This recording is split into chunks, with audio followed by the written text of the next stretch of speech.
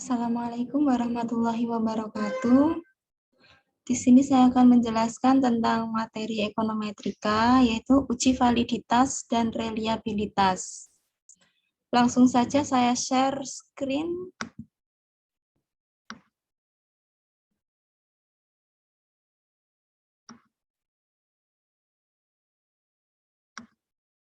Nah, di sini uji validitas dan reliabilitas. Yang menjadi pertanyaan mungkin apa itu uji validitas dan apa itu uji reliabilitas?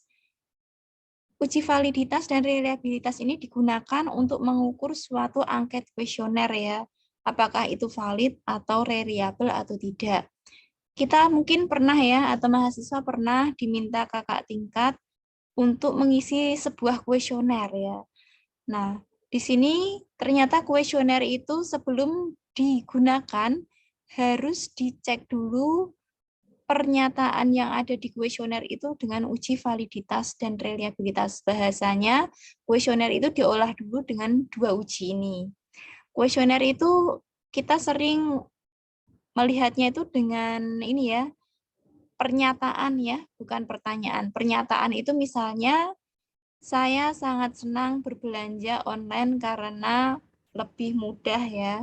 Itu nanti sangat setuju, netral, kurang setuju atau tidak setuju. Itu nanti namanya pernyataan. Lanjut ya, di sini ke uji validitas. Suatu kuesioner dikatakan valid jika pernyataan ya, mohon maaf ini bukan pertanyaan, pernyataan pada kuesioner mampu mengungkapkan apa yang akan diungkapkan. Kadang bagi yang membuat kuesioner itu atau pemula itu menjadikan bertanya pada diri sendiri, ketika pernyataan ini yang saya buat itu sudah betul atau enggak. Nah, itu kan menjadikan ragu, maka untuk menilai apakah itu betul atau enggak, itu diindikatori dengan indikator valid atau tidak valid ya. Nah, untuk mengukurnya menggunakan uji validitas.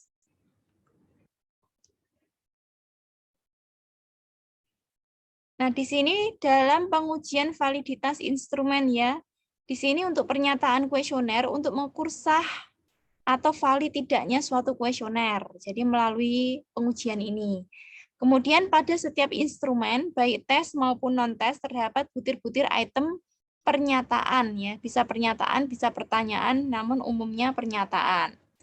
Kuesioner dikatakan valid jika pernyataan pada kuesioner mampu mengungkapkan sesuatu yang diukur oleh kuesioner tersebut. Misalnya di sini mau mengukur religiusitas seseorang. Pernyataannya, saya sering ke masjid untuk menjalankan ibadah sholat karena Allah misalnya. Maka dari sini kemungkinan tidak valid. Karena apa? Karena untuk mengukur religiusitas tidak bisa hanya dilihat dari sering tidaknya sholat di masjid. Katakanlah mungkin bagi wanita itu kan lebih utama di rumah ya, misalnya seperti itu. Sehingga nanti pernyataan yang kita buat untuk mengukur religiusitas itu kurang tepat. Kemungkinan hasilnya nanti tidak valid. Itu ya contoh dari pernyataan kuesioner yang belum mampu mencerminkan religiusitas. Yang bagus yang bagaimana dalam mencerminkan religiusitas, misalnya di sini saya menjalankan ibadah sholat wajib 5 waktu setepat waktu, misalnya sangat setuju. Nah, ini bisa menjadi mencerminkan tingkat religiusitas seseorang. Lanjut. Nah, ini ya biasanya dalam pernyataan kuesioner itu ada responden diminta memilih salah satu dari pilihan jawaban.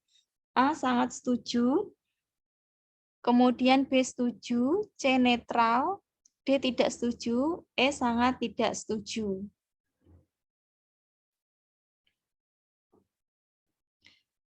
Dalam pengujian validitas ini, nanti cara membacanya adalah mengolahnya dengan SPSS ya.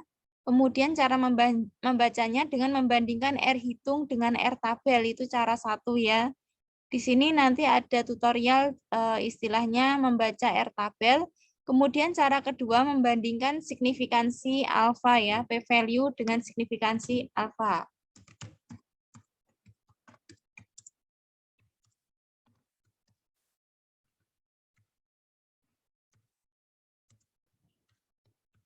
alfa masih kita gunakan yaitu 0,05 atau 5% ya. Cara 1, ini cara 2.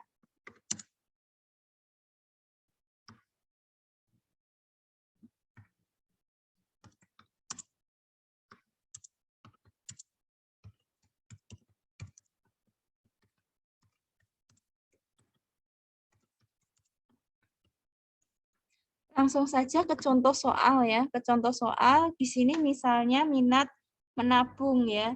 Minat menabung dari sini ada responden A, B, C, D, E, F, G, H, I, J. Berarti ada 10 responden ya. Berarti ada 10 orang yang di kuesioneri. Kemudian yang 1 sampai 10 ini apa? Ini adalah jumlah pernyataan ya. Pernyataan kemudian nanti di total. Misalnya di sini pernyataan pertama misalnya saya minat menabung untuk persiapan masa depan yang lebih baik, misalnya setuju. Setuju itu biasanya skalanya 4 ya. Kemudian responden kedua menjawab sangat setuju. Kalau sangat setuju itu 5 misalnya.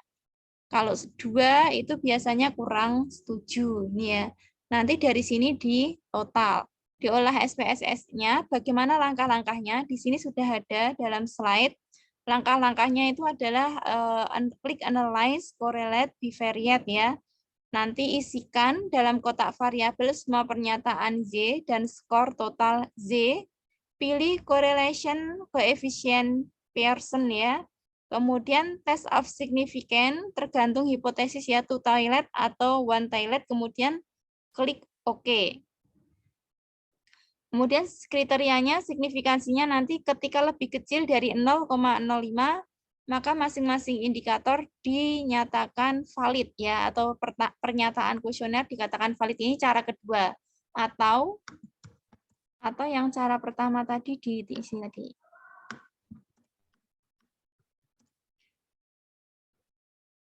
Atau jika R hitung lebih besar dari R tabel, maka pernyataan kuesioner dikatakan valid.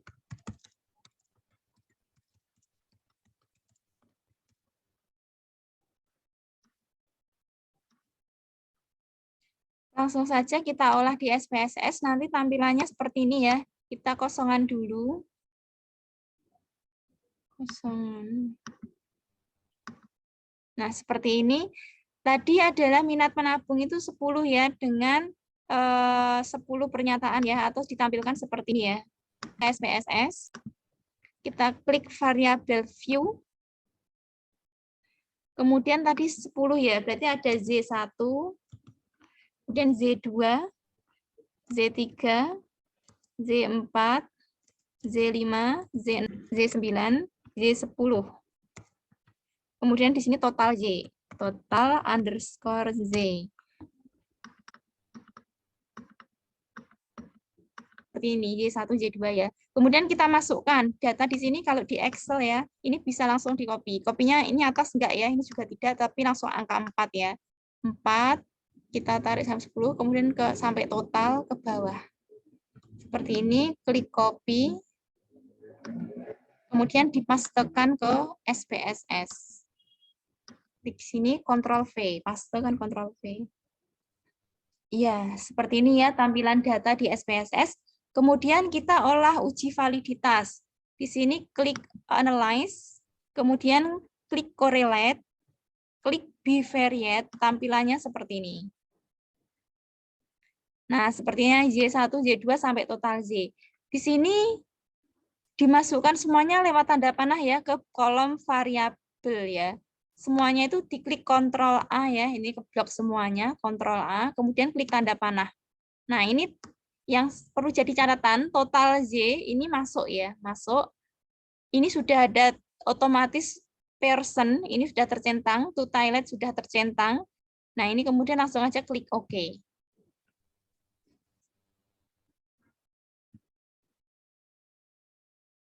Membacanya, nanti cara membacanya itu adalah pada kolom signifikansi ini ya, 0,26 di bagian total pojok ini ya. Nah, sebelah paling kanan, kalau dari saya di sini paling kanan, yang bergaris lurus dengan signifikansi to toilet ini ya. Di sini Y1 0,026, Y2-nya 0,038. Nah, di sini atau saya tampilkan pada sini ya, Excel ya. Excel-nya itu, nah ini tadi sudah saya siapkan. P-value-nya tadi di sini yang pertama itu adalah Y1 0,026 ya di sini. 0,026, yang Y2 di sini adalah 0,038. Kita masukkan Y1-nya di sini 0,026, 0,038. Kemudian lanjut, Z3-nya 0,095, Z4-nya 0,034. 0,095, 0,034. Dan seterusnya ya, dan seterusnya dari sini nanti bisa diteruskan sendiri. Kemudian di sini dari ini kita cara satu ya, cara satu itu yang mana? Yang ini. Yang saya blok di layar, kita membandingkan signifikansi dengan 0,05 atau di sini p-value ya, saya menyebutnya p-value dengan 0,05. Ketika lebih kecil dari 0,05, maka pernyataan kuesioner valid. Kita cek di sini. Nah, di sini 0,026 dengan 0,05. Itu lebih besar mana? Lebih besar 0,05 ya, karena lebih besar 0,05. Atau di sini p-value lebih kecil dari 0,05, maka di sini dinyatakan pernyataan kuesioner nomor 1 valid. Sedangkan nomor 2 di sini 0,038 lebih kecil dari 0,05. Ini juga valid. Kemudian nomor 3, 0,095 lebih besar dari 0,05. Nah, ini ya. Ini menarik, ini nanti tidak valid. Saya blok biru ya, di sini tidak valid. Kemudian di sini 0,034 dan 0,05 ya, ini lebih kecil, maka nanti ini valid. Dan seterusnya. Nanti bisa diteruskan sendiri. Jadi yang lebih kecil dari 0,05 itu yang valid. Itu cara satu. Sedangkan cara kedua di sini adalah membandingkan R hitung dengan R tabel ya, sebagaimana pada kolom. Kita masukkan dulu R hitungnya. R hitung di sini bagaimana cara melihatnya? Pada tampilan SPSS, di sini yang paling atas ya, Z1 itu 0,693, paling pojok ini ya. Total Z ini 0,693. Kita tulis dulu 0,693. Betul enggak ya? Nah, yang Y2 0,658. 0,658. Yang Y3 itu adalah 0,556. 0,556. Yang Y4, kita sampai Y4 aja ya. Y4 0,670. 0,670. Dah, sekarang kita mencari R tabel. R tabel di sini kita tampilkan tabel R ya. Ini sudah saya tampilkan tabel R. Nah, seperti ini ya. Ini tabel R membacanya mudah sekali, yaitu di sini kita perlihatkan angka 1 dulu ya. Nanti kita menggunakan to toilet ya, uji dua arah. To toilet itu yang mana? Yang ini, yang bawah ini ya. Ini kemudian memakai 0,05 atau yang saya blok. Nah, ini ya. Uji dua arah yang 0,05 berarti kita pada kolom kedua ini yang kita baca, itu yang saya blok di layar. Tadi N-nya berapa? Jumlah responden 10, berarti N-nya 10. N10 berarti pada barisan ini ya. Ini kemudian alfanya 0,05. Berapa nanti R tabelnya? R tabelnya ini 0,5760. Kita masukkan di sini 0,5760. R tabel berarti semua sama ya. Kita carinya cukup sekali aja sampai bawah itu sama semuanya. Nah, di sini dikatakan lolos atau valid apabila R hitung lebih besar dari R tabel. Itu nanti dikatakan valid. Kita bandingkan yang pertama 0,69 dengan 57. Nah, ini berarti lebih besar 0,693 ya. Maka dari pernyataan kuesioner nomor 1 valid atau bisa digunakan. Kemudian nomor 2 0,658 lebih besar dari 0,567. Dikatakan pernyataan kuesioner nomor 2 valid atau bisa digunakan. Yang nomor 3 di sini 0,556 lebih kecil. Nah, ini ya menarik. Lebih kecil dari 0,576. Maka nanti tidak valid. Pernyataan kuesioner itu tidak valid. Kalau tidak valid bagaimana? Berarti pernyataan kuesioner itu yang nomor Z3 ya, yang nomor 3 ini dibuang. Ya, dibuang, nanti yang digunakan yang valid-valid saja.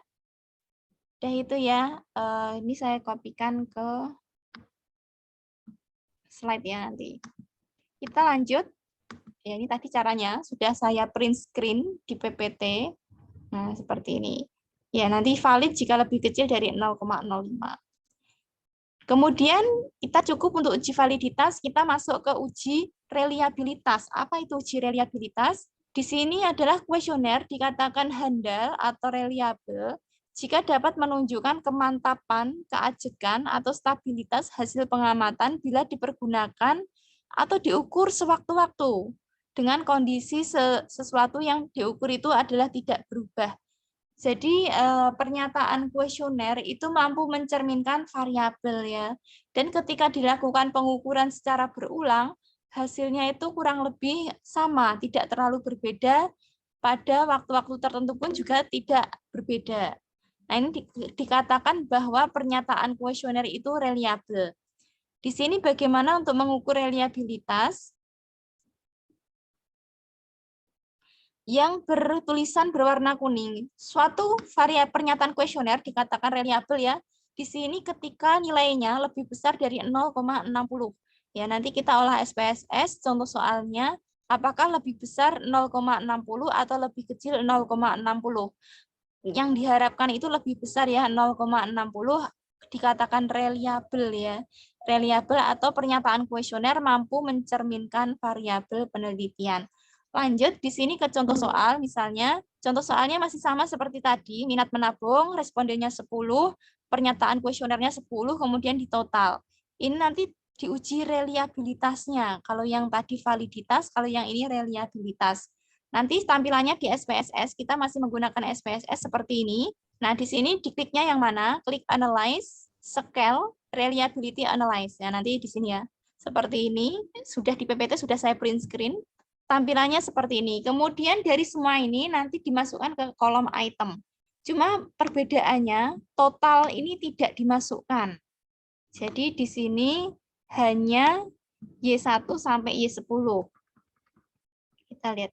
Nah, di sini Y1 sampai Y10 total tidak diblok, dimasukkan. Seperti ini.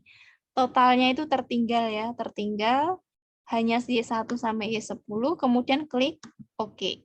Tampilannya seperti apa? Nanti hasilnya, outputnya seperti ini ya. Ada dua tabel ya, Cash Processing Summary sama Reliability Statistik. Nanti yang diambil Reliability Statistik ya. Di sini yang dibaca Cronbach Alpha, itu adalah nilainya 0,806. Atau sesuai yang saya tampilkan di slide. Nah ini ya, Cronbach Alpha 0,806. 0806. Ini reliabel atau tidak reliabel? Tadi ya, dikatakan reliabel apabila lebih besar dari 0,60.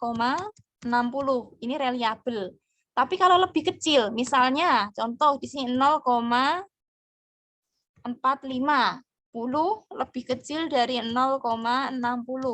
Berarti nanti di sini tidak reliabel. Ini misal ya. Misal seperti itu. Jadi reliabel. Dan kalau tidak reliabel bagaimana? Berarti harus membuat pernyataan kuesioner lagi. Ya, salah. Dah itu untuk uji validitas dan reliabilitas materinya. Untuk penugasan ya. Penugasannya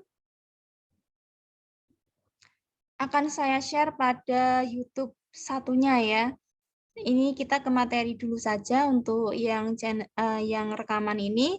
Cukup pada pertemuan kali ini, langsung saya tutup. Wassalamualaikum warahmatullahi wabarakatuh.